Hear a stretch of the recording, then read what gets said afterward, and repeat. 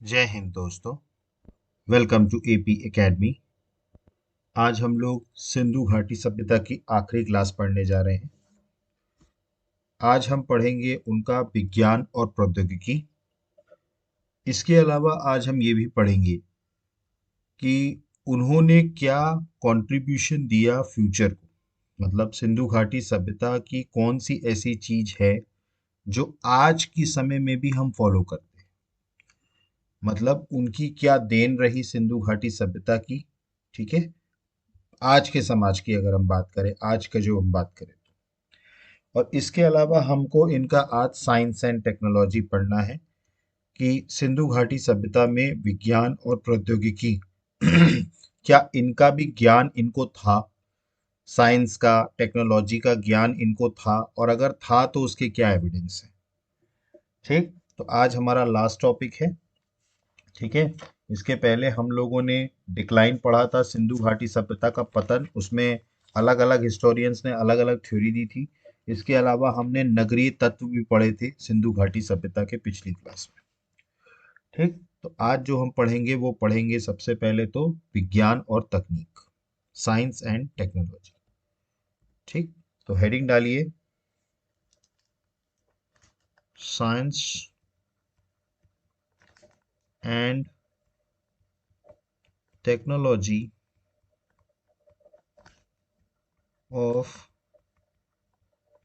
Indus valley civilisation.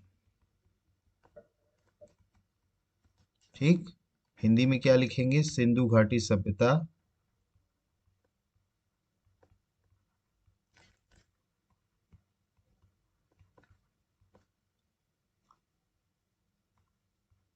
का विज्ञान और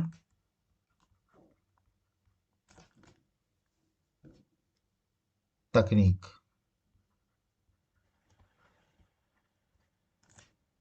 विज्ञान और तकनीक।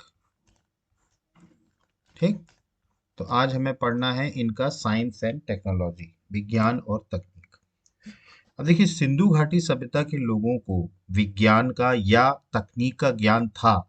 ठीक, और अगर था, ठीक, तो उसके एविडेंस क्या है। ठीक है, क्योंकि अभी तक हमने सिंधु घाटी सभ्यता में जो भी चीजें पढ़ी हैं, सभी का हमने एविडेंस दिया है।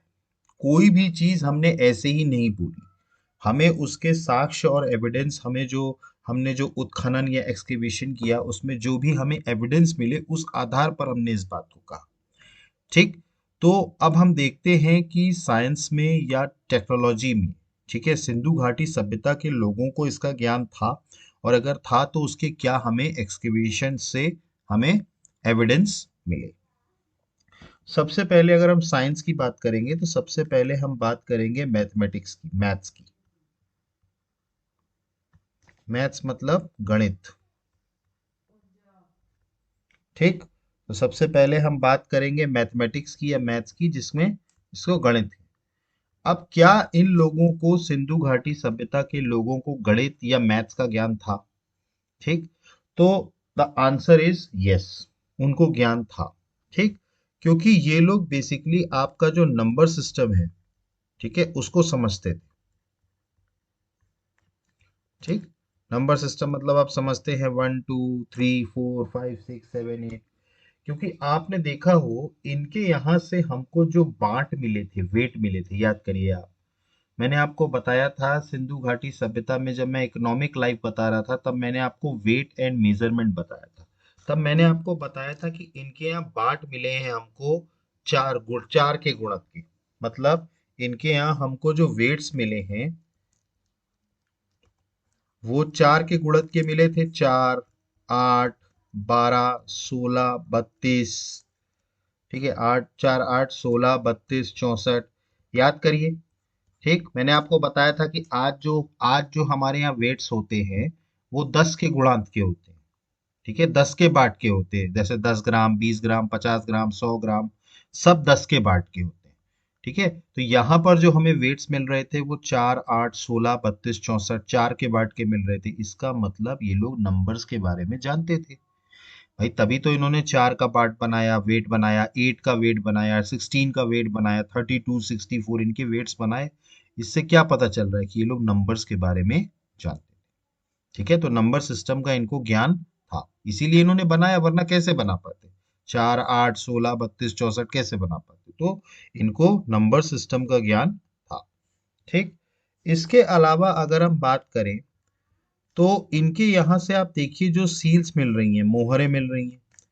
इसके अलावा आप देखे होंगे आपको घर मिल रहा है, ठीक, सड़कें मिल रही हैं, ठीक, ये सब चीजें यहाँ से मिल रही थी ना। इसके अलावा इनकी ईंट, ठीक, ब्रिक्स जो ये यूज कर रहे थे। इसके अलावा ग्रेट बात, आपने सभी चीजें नोटिस करी हो कि सभी चीजों की एक डेफिनेट शेप रही है।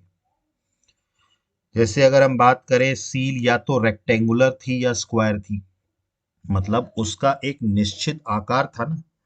ऐसे ही इनकी ईंट देखिए तो 4, 2, 1, यही डायमेंशन था ना इनके यहाँ से जो ईंटें मिली, 4, 2 और 1। फिर इसके अलावा इन्होंने जो घर बनाए वो भी बिल्कुल सिस्टमैटिक तरीके से और प्रॉपर तरीके से बनाए। ठीक। इनके यहाँ जो ग्रेट बात हमें देखने को मिला वो भी अगर आप देखें बृहत स्नानागार, उसका भी एक पर्टिकुलर डायमेंशन रहा है। ठीक। तो इसका मतलब कहीं ना कहीं इनको शेप या आकार की जानकारी थी। भाई शेप या आकार की जानकारी रही होगी तभी उन्होंने ये सारी चीजें बना पाई। चाहे वो मोहर हो, चाहे घर हो, चाहे रोड हो, चाहे ईंट हो, चाहे ग्रेट बात हो, या अन्य चीजें भी बनाई। तो उनको शेप का ज्ञान होगा, इसी कारण से वो ये सब बना पाए। इसका मतलब, और स्टडी ऑफ शेप, आकार के अध्ययन को हम क्या कहते हैं मैथमेटिक्स की भाषा में? ज्योमेट्री। आकार के अध्ययन को हम क्या कहते हैं? ज्योमेट्री। ठीक। इसको बोलते हैं हिंदी में ज्यामिति। ज्यामिति। ठीक। तो ज्योमेट्री को क्या बोला जाता है? ज्यामिति। ठीक। इसका मतलब इनको ज्यामिति का ज्ञान था, क्योंकि आप देखें तो चाहे मोहर मिल रही हो, चाहे घर मिल रहे हो, सबका एक डेफिनेट शेप है। शेप मतलब आकार। ठीक। तो शेप मतलब क्या होता है? आकार हिंदी में।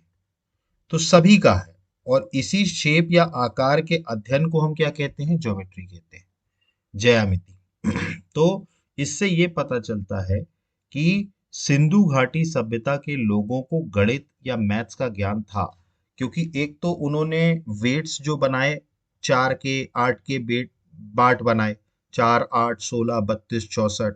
इसका मतलब उन्हें नंबर्स के बारे में ज्ञान था। ठीक। इसके अलावा आप अगर उनकी सील्स देखें, आप उनके घर देखें, आप उनकी सड़कें देखें, आप उनकी ईंट देखें, आप उनके ग्रेट बात देखें, सभी का एक निश्चित आकार बना हुआ है। इसका मतलब उनको आकार की जानकारी या शेप की जानकारी भी थी। तो इससे क्या पता चल रहा है? वो लोग ज्योमेट्री में को भी समझते थे, ज्यामिति को भी समझते थे। तो ये जो दो एविडेंस हैं, इस आधार पर हम ये कह सकते हैं कि सिंधु घाटी सभ्यता के लोग गणित के बारे में जानते थे, मैथ्स के बारे में जानते थे। क्लियर? एक तो उनके जो नंबर्स मिल रहे हैं वो, इससे नंबर सिस्टम का पता चलता है, और ये जो डिफरेंट डिफरेंट शेप की चीजें बना रहे हैं, मतलब उनको ज्योमेट्री या ज्यामिति का भी ज्ञान रहा होगा। ठीक। तो सबसे पहला क्या था? मैथ्स, गणित। ठीक। अगला बात करें साइंस एंड टेक्नोलॉजी में, अगला है मेडिकल साइंस। अगला क्या है? Medical science. मेडिकल साइंस मतलब चिकित्सा विज्ञान। चिकित्सा विज्ञान। ठीक। तो अगला पढ़ेंगे हम मेडिकल साइंस, चिकित्सा विज्ञान। तो अब हम पढ़ेंगे चिकित्सा विज्ञान। क्या इनको मेडिकल साइंस का ज्ञान था? ठीक। और अगर था तो इसके तथ्य हमको कहाँ से मिले? ठीक। तो हमें पढ़ना है चिकित्सा विज्ञान, ठीक है, मेडिकल साइंस, और इसके तथ्य हमको कहाँ से मिले? ठीक। तो मेडिकल साइंसेस की अगर हम बात करें तो हमें लोथल और कालीबंगन से, ये पॉइंट नोट करिएगा। ठीक। लोथल और कालीबंगन से हमको हमको दो स्कल्स मिले हैं बच्चों के, मतलब बच्चों का सिर का जो खोपड़ा होता है, ठीक, स्कल, जिसको ऊपर ऊपर के हिस्से को क्या बोला जाता है, स्कल। तो दो स्कल या खोपड़ी हमको मिली है बच्चों की। ठीक, खोपड़ी मिली है किसकी, बच्चों की, जिसमें हमने देखा कि यहां पर हमको सर्जरी के साक्ष्य मिल रहे हैं, मतलब सर्जरी के निशान मिल रहे हैं। सर्जरी मतलब हिंदी में क्या बोलते हैं, शल्य, शल्य चिकित्सा। सर्जरी समझते हैं आप। देखिए, सर्जन कौन होता है, जो शरीर के चीड़ फाड़ करके और उसका अंदर से चीजों को ठीक करता है, उसको कहा जाता है सर्जरी करना। मतलब शरीर में क्या करेगा, कट करेगा, कट करके उस पार्ट्स को देखेगा कि उसमें क्या दिक्कत है, फिर उसको ठीक करेगा और फिर वापस से सील कर देगा। इसको कहा जाता है सर्जरी, शल्य चिकित्सा। ठीक।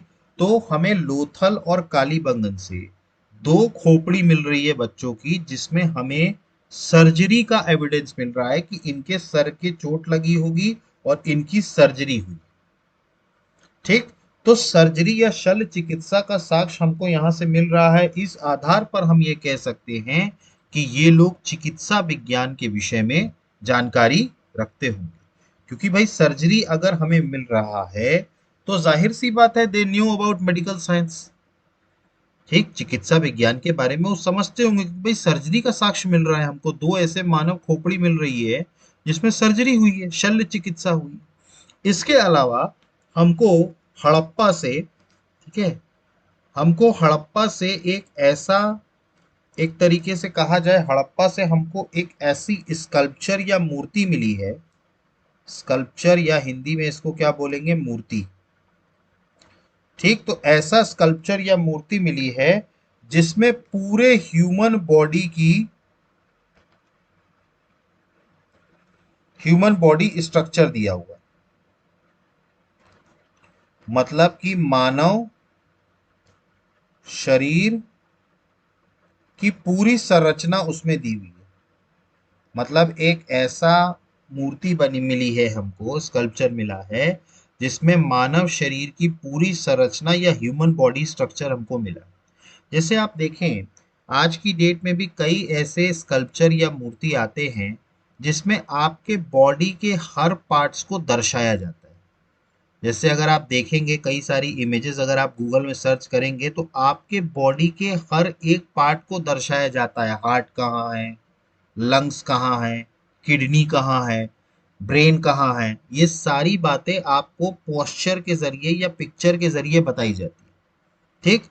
तो यहां से हड़प्पा से भी हमको एक ऐसा स्कल्पचर और मूर्ति मिली है जिसमें मानव शरीर की संरचना पूरी तरीके से दी हुई है।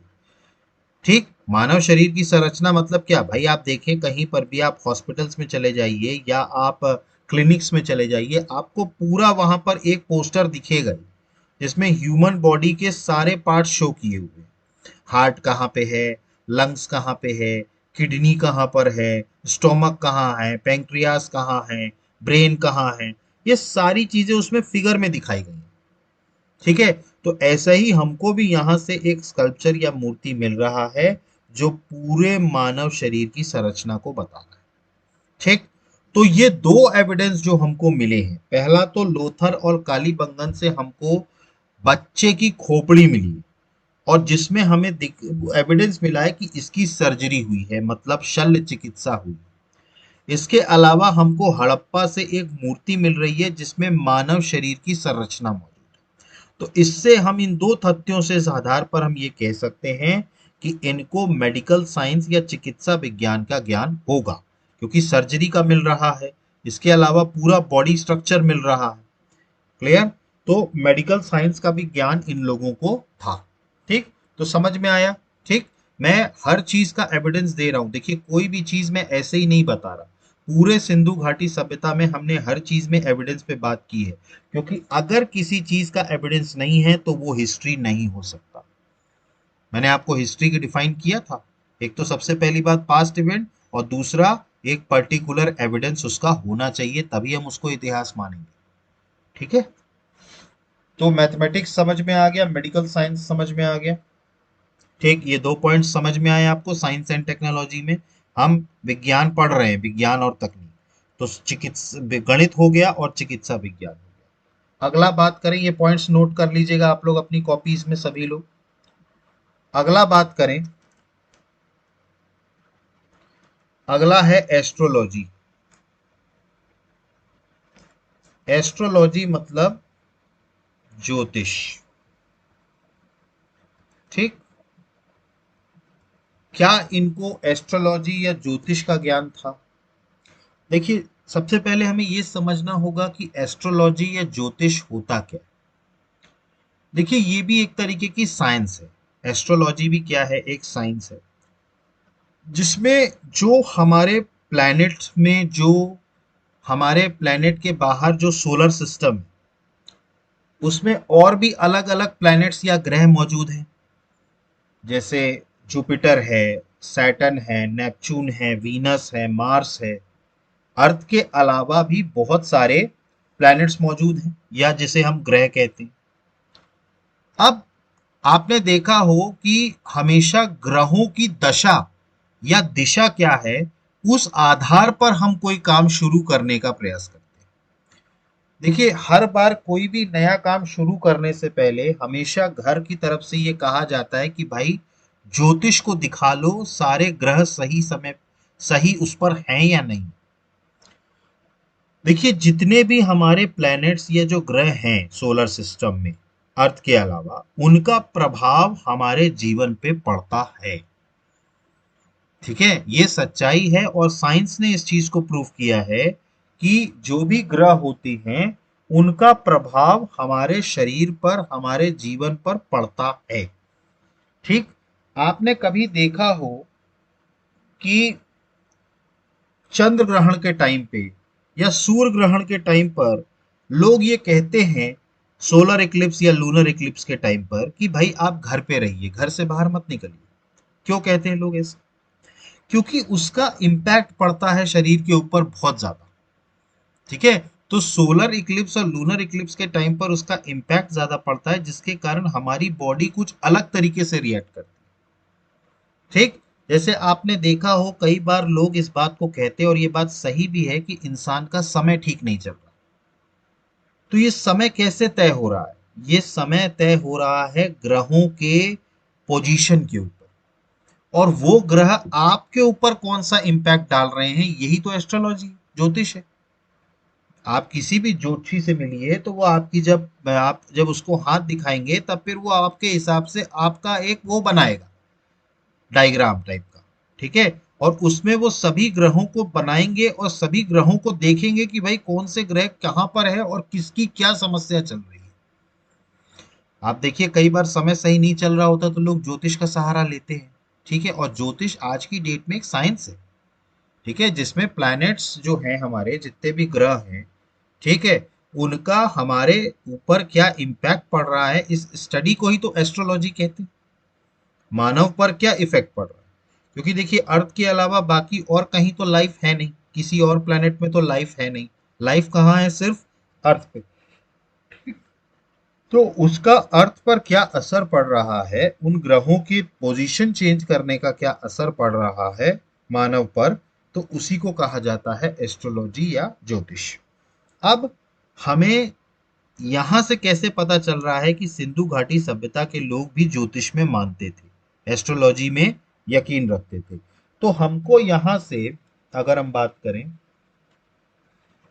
ठीक, हमको यहां से एक सील मिल रही है।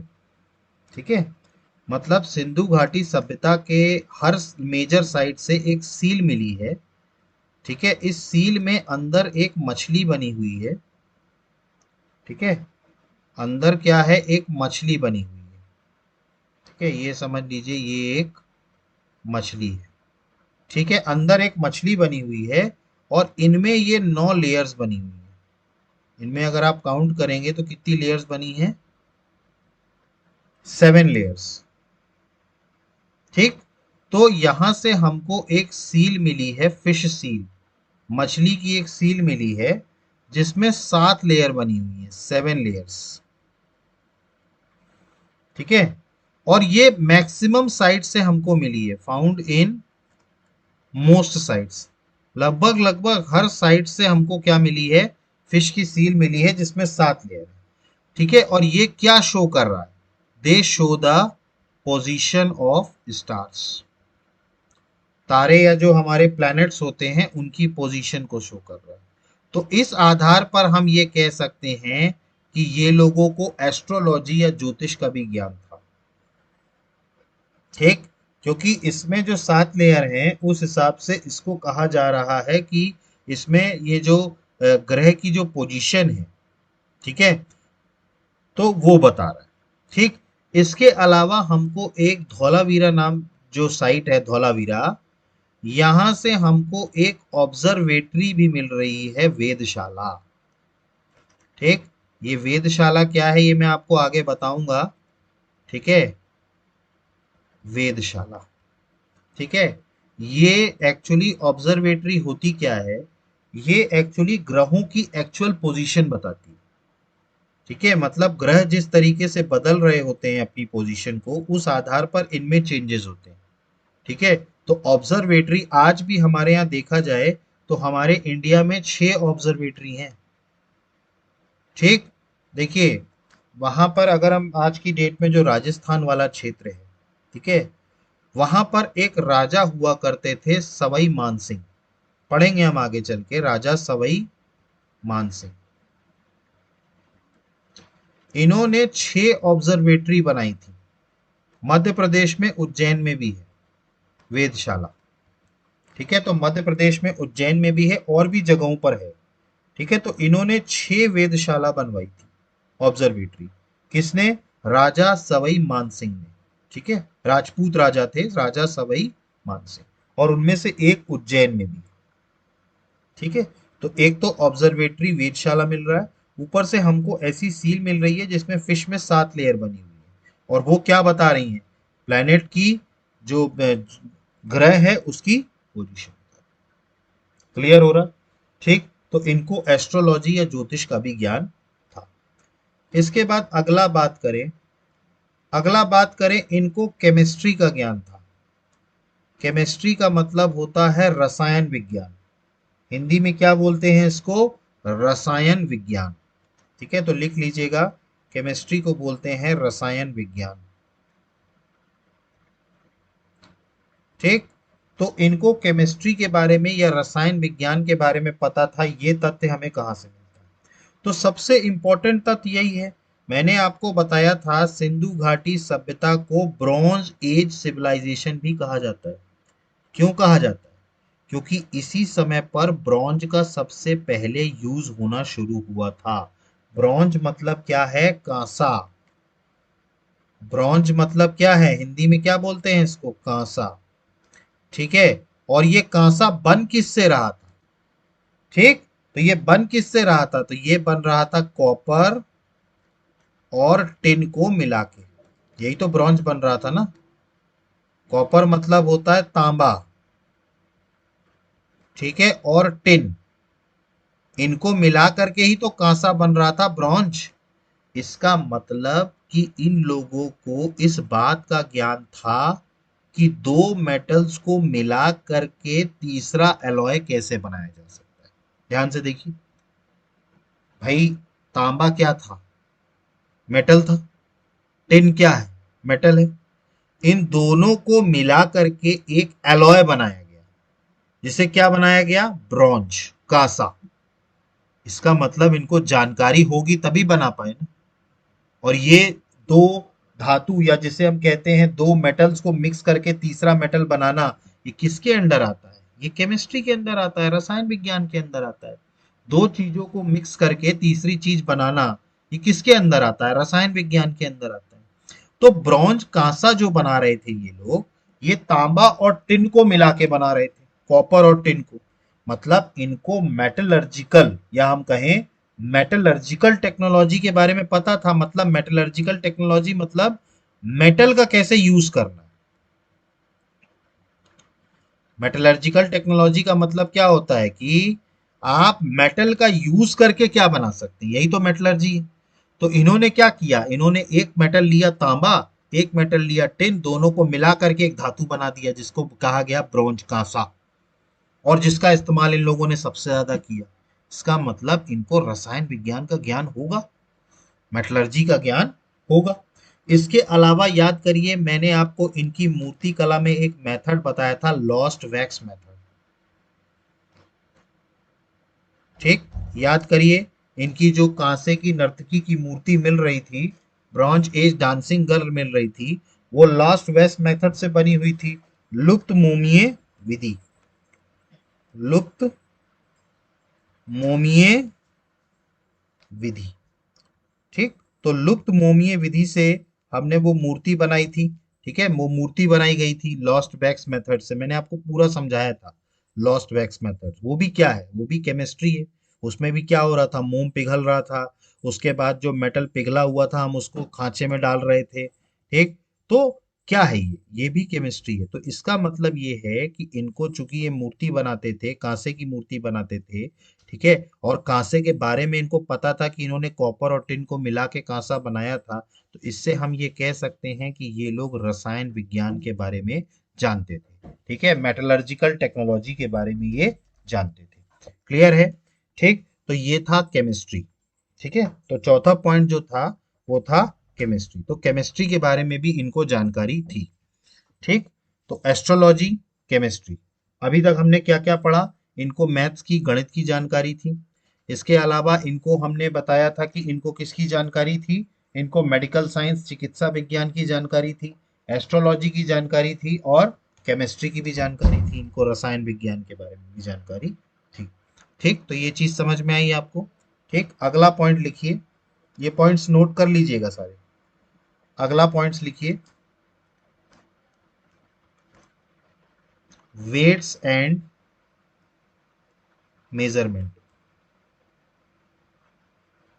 ठीक, इनको नाप तोल, ठीक है, और बाट, इसकी जानकारी भी थी। ठीक है, इनको बाट और नाप तोल की भी जानकारी थी, मेजरमेंट की भी जानकारी थी। ठीक, बाट का तो मैंने आपको बताया था, इनके यहां से हमको वेट मिल रहे थे 8, 4, 8, 16, 32, 64, इसके वेट मिल रहे थे ना अलग अलग। जैसे आज हमारे यहाँ 50 ग्राम मिलता है, 100 ग्राम मिलता है, 500 ग्राम मिलता है, मिलते हैं ना वेट। ठीक है, तो ये जो वेट है, ठीक है, ये मिला करता था। इसके अलावा याद करिए, हमको यहाँ से आइवरी स्केल भी मिली थी। याद करिए, आइवरी स्केल भी मिली थी, हाथी दांत, हाथी दांत, हाथी दांत आइवरी स्केल भी मिली थी। याद करिए, हाथी दांत पैमाना, इसमें स्केल बनी हुई थी, ठीक है, जिससे ये मेजर करते थे चीजों को। आज भी अगर हम देखें तो हमें प्लास्टिक की या स्टील की स्केल होती है, ठीक है, उससे हम मेजरमेंट करते हैं। तो इनके समय में क्या था, आइवरी स्केल, हाथी दांत पैमाना, और इसके अलावा इनके यहाँ वेट्स भी थे, 4, 8, 16, 32, 64। ठीक है, तो इससे ये पता चलता है कि इनको वेट और मेजरमेंट का भी ज्ञान था, नाप तोल प्रणाली भी इनको आती थी। क्लियर? तो ये था पूरा साइंस एंड टेक्नोलॉजी। ठीक, अब एक बार हम फिर से थोड़ा रिकैप कर लेते हैं, हमने साइंस एंड टेक्नोलॉजी में क्या क्या देखा।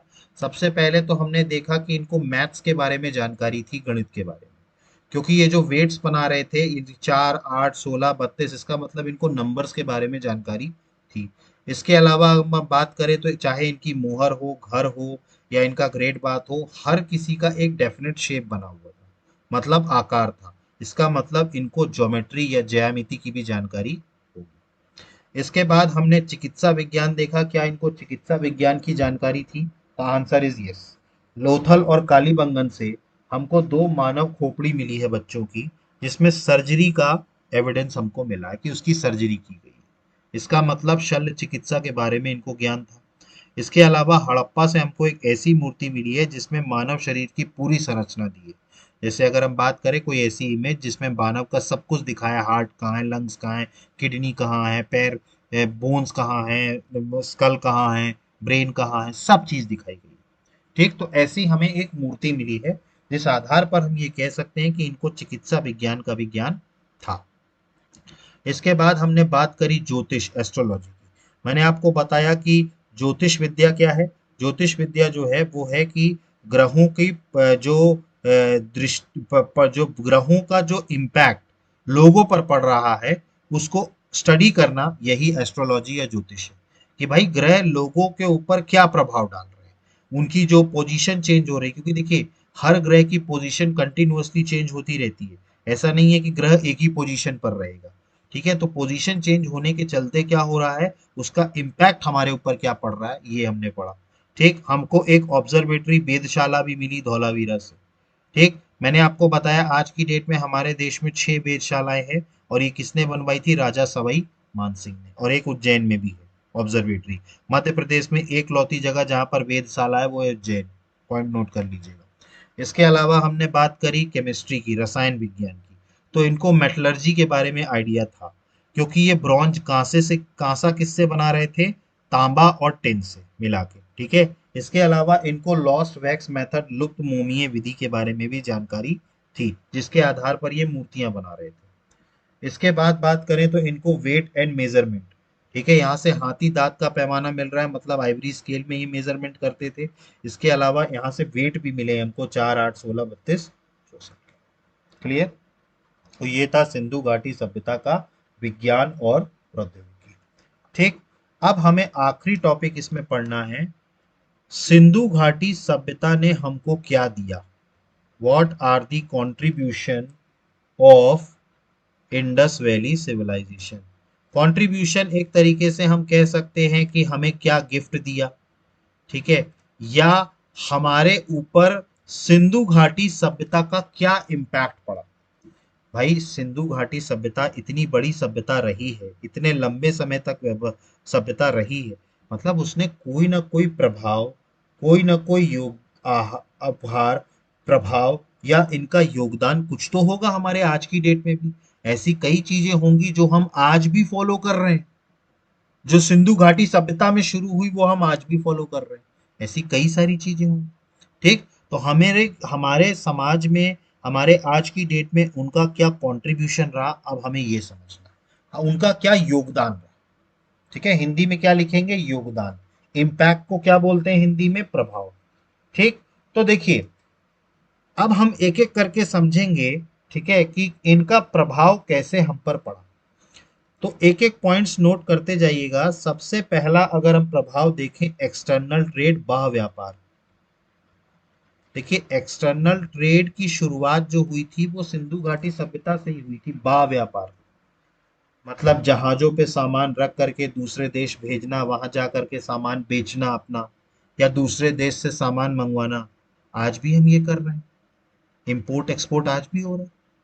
ठीक, आज भी हम अपना सामान, जो देश का सामान है वो बाहर भेजते हैं, और बाहर का सामान इंपोर्ट कराते हैं। मतलब एक्सटर्नल ट्रेड आज भी हो रहा है, और इसकी शुरुआत कहाँ से हुई थी, सिंधु घाटी सभ्यता से। तो हम ये कह सकते हैं सिंधु घाटी सभ्यता के लोगों ने हमको एक्सटर्नल ट्रेड करना सिखाया। ठीक है, कि बाह्य व्यापार कैसे किया जाता है, तो उनकी देन माना जाता है इंडस वैली सिविलाइजेशन। तो पहला था एक्सटर्नल ट्रेड। दूसरा अर्बनाइजेशन, नगरीकरण।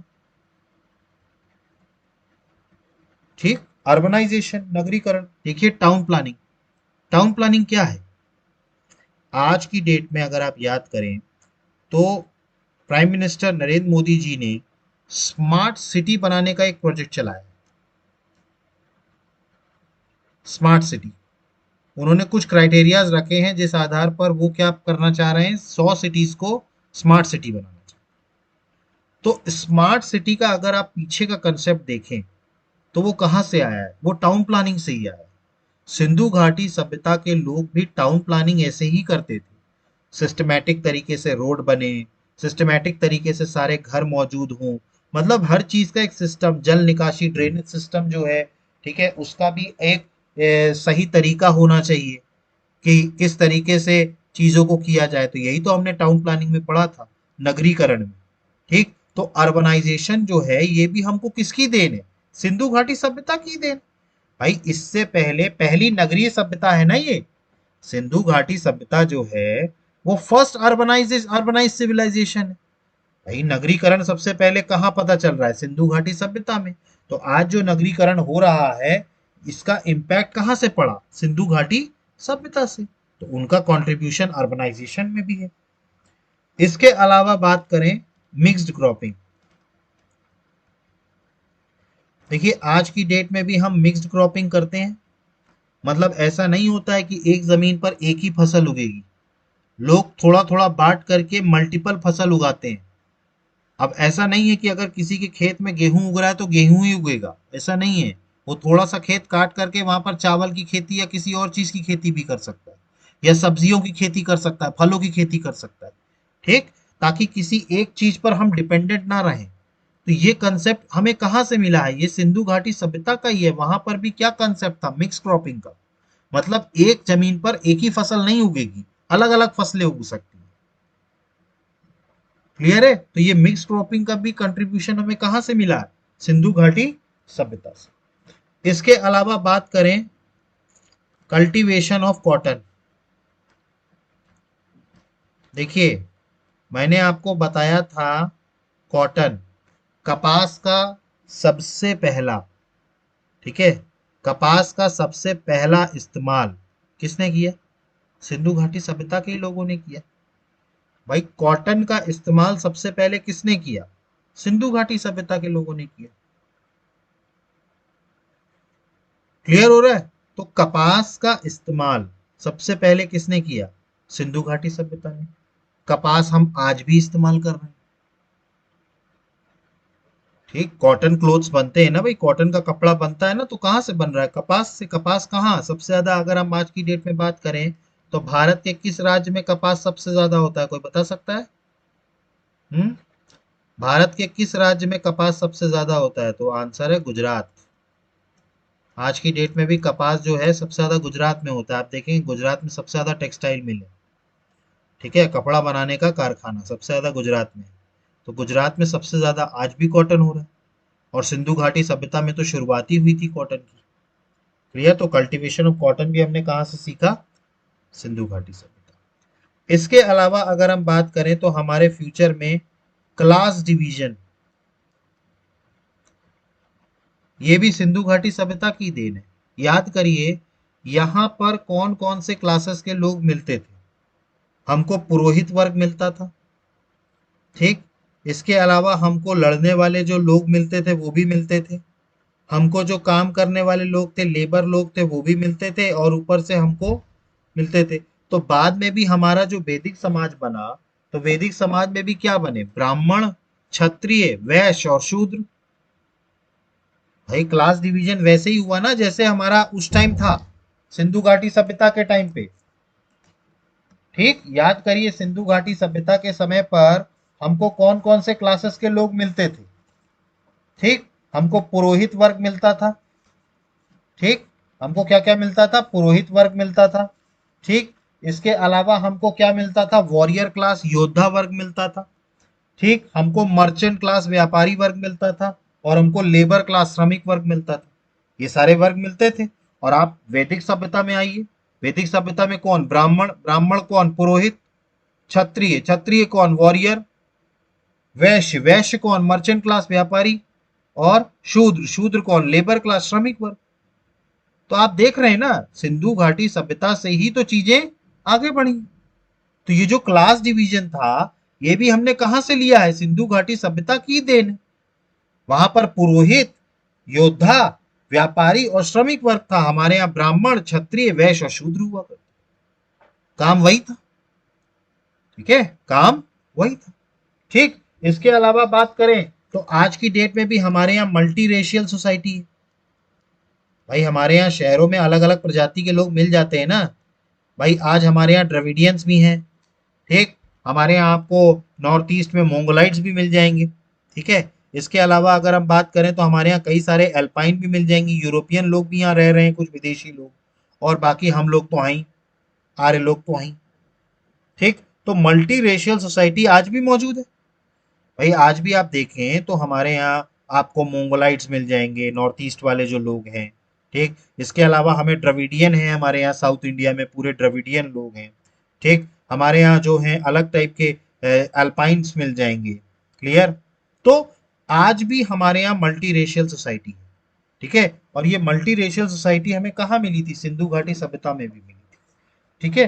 तो ये जो मैं चीजें बता रहा हूं ना, ये सारे जो है कंट्रीब्यूशन बता रहा हूं सिंधु घाटी सभ्यता के। इसके अलावा बात करें एजुकेटेड सोसाइटी, शिक्षित वर्ग, भाई इनकी लिपि थी, इसका मतलब ये लोग शिक्षित वर्ग थे। ठीक है। और आज भी शिक्षा हमारे लिए सबसे बड़ा पैमाना होता है, चाहे वो कोई भी देश हो। उनके लिए शिक्षा और स्वास्थ्य दो सबसे प्रमुख पैमाने होते हैं। आज भी हमारी सोसाइटी क्या है, एजुकेटेड है। तो ये किसकी देन है, ये सिंधु घाटी सभ्यता की देन। क्लियर। इसके अलावा अगर हम बात करें नेचर वर्शिप, प्रकृति पूजा। देखिए आज भी हम प्रकृति की पूजा करते हैं ना। आज भी लोग सूरज देवता को जल चढ़ाते हैं। ठीक है। चांद की पूजा करते हैं। ठीक। इसके अलावा बात करें, लोग पहाड़ों की पेड़ों की भी पूजा करते हैं। आज की डेट में भी कर रहे हैं लोग। ठीक है। तो ये जो प्रकृति पूजा है, ये हमें कहाँ से मिला है, ये हमें वहीं से मिला है, सिंधु घाटी सभ्यता से ही मिला है। क्योंकि सिंधु घाटी सभ्यता में भी किसकी पूजा होती थी, प्रकृति की पूजा होती थी। इसके साक्ष्य में सारी चीजें बता चुका हूँ। ठीक है। इसके अलावा याद करिए, यहाँ पर फायर वर्शिप भी हुआ करती थी और वाटर वर्शिप भी हुआ करती थी। मतलब ये प्रकृति में ही आ जाता है। ठीक है। फायर और वाटर भी किस में आ जाता है, प्रकृति में आ जाता है। ठीक है। तो आग की और जल की पूजा हो रही थी। ठीक है। मैंने आपको बताया लिंग और योनि पूजा, लिंग और योनि वर्शिप, ये भी कहाँ से हो रही है, ये भी हमें सिंधु घाटी सभ्यता से साक्ष्य मिल रहे हैं। आज भी हम लिंग और योनि की पूजा करते हैं। याद करिए असम की कामाख्या देवी का मंदिर। ठीक है। और शिवलिंग की हम पूजा करते हैं। ठीक है। तो लिंग और योनि की भी पूजा की जाती है। ठीक। तो ये सारे कंट्रीब्यूशन थे सिंधु घाटी सभ्यता के। टाउन प्लानिंग में आपको बता ही चुका हूं। इसके अलावा और अगर आप नोट करना चाहें तो सील, मोहर बनाना। आज की डेट में भी मोहर चलती है ना भाई। आज की डेट में हर कंपनी की एक मोहर है। ठीक है। आप उसकी मुहर का इस्तेमाल नहीं कर सकते। लोग क्या करते हैं, अपना पेटेंट कराते हैं ना अपनी मुहर। जैसे आप देखेंगे, आप जैसे फोर व्हीलर्स में अगर आप देखें, कारों में हर कंपनी का अपना एक सिंबल है और वो सिंबल पीछे कार में बना होता है, हर कंपनी का। आप कोई भी कार उठा के देख लीजिए, उनका सिंबल पीछे बना है, सील बनी हुई है उनकी, मतलब ये उनका। ठीक है। तो सील बनने का जो कंसेप्ट था, ये भी कहाँ से आया था, सिंधु घाटी सभ्यता से। ठीक। तो ये सिंधु घाटी सभ्यता के योगदान थे, जो आज की डेट में भी हम उसको फॉलो कर रहे हैं। ठीक। एक्सटर्नल ट्रेड हो, अर्बनाइजेशन हो, मिक्स क्रॉपिंग हो, कल्टीवेशन ऑफ कॉटन हो, क्लास डिवीजन हो, multi racial society, educated society, nature worship, fire water worship, लिंग योनि वर्शिप, सील मेकिंग। तो ये सब क्या थे, योगदान या कंट्रीब्यूशन थे सिंधु घाटी सभ्यता। ठीक। तो यहां पर आकर के हमारा सिंधु घाटी सभ्यता पूरी तरीके से कंप्लीट होता है। ठीक। तो अभी तक हम लोगों ने, ठीक है, तीन टॉपिक्स पढ़ लिए। अगर कायदे से देखा जाए तो हमने तीन टॉपिक्स हिस्ट्री में पढ़ लिए। देखिए पहली दो तो इंट्रोडक्टरी क्लास थी, जिसमें मैंने इंट्रोडक्शंस बताए थे। ठीक। तो जो हमने तीन टॉपिक्स इसमें पढ़ लिए हैं। ठीक। सबसे पहले हमने पढ़ा स्टोन एज। ठीक। स्टोन एज के बारे में सबसे पहले हमने ह्यूमन इवोल्यूशन के बारे में देखा। फिर हमने स्टोन एज पढ़ा। स्टोन एज के बाद फिर हमने चैल्कोलिथिक एज पढ़ा। और फिर हमने अब सिंधु घाटी सभ्यता भी कंप्लीट कर लिया। ठीक है। अब कल से जो नया टॉपिक शुरू होगा वो होगा वैदिक सिविलाइजेशन। ठीक है। वेदों के बारे में हम पढ़ेंगे। हम देखेंगे किस तरीके से आर्यंस इस देश में आए। ठीक है। और उनके क्या वैदिक कल्चर था, ऋग्वेद क्या है, ये सारी चीजें हम कल की क्लास से शुरू करेंगे। तो कल जो शुरू होगा वो हमारा होगा वैदिक सिविलाइजेशन। ठीक। देखिए आई होप कि आपको सारी चीजें समझ में आ रही होंगी। इसके बाद भी अगर आपको कोई डाउट उठता है तो प्लीज कमेंट बॉक्स में मेंशन कीजिए। अदरवाइज आप हमारे चैनल को लाइक कीजिए, सब्सक्राइब कीजिए और मैक्सिमम से मैक्सिमम शेयर कीजिए। So guys, thank you, have a good day, जय हिंद, नमस्कार।